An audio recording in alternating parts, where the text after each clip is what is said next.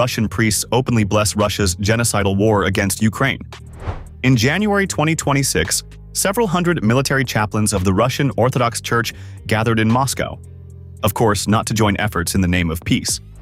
At this supposedly religious forum, they discussed the so-called spiritual meanings of the special military operation.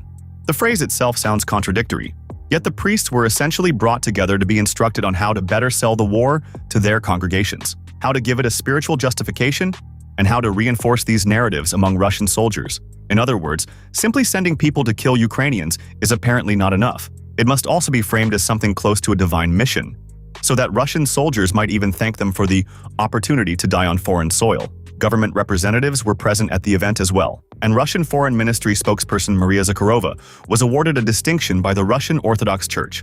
So tell us again that in Russia, the church is separate from the state. And if you thought that was the limit of Russian religious obscurantism, you probably haven't seen the main cathedral of the Russian armed forces. It looks exactly like it sounds. It was opened near Moscow in 2020. The original plan was to decorate its walls with mosaics depicting Putin, Defense Minister Shoigu, other Kremlin officials, and even Stalin. One mosaic panel even featured the slogan, "Crimea is ours." Another mosaic was meant to depict the 1945 victory parade, also with Stalin.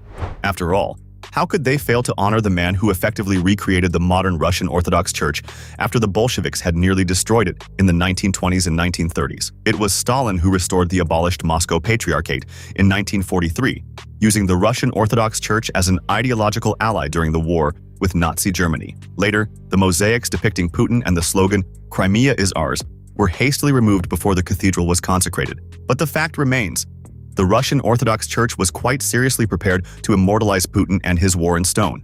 And frankly, we would not be surprised if one day it actually does. Patriarch Kirill, by the way, recently proclaimed Putin an Orthodox leader, calling his rule a miracle of God and the result of the prayers of holy saints. Well, what kind of prayers? Such are the miracles.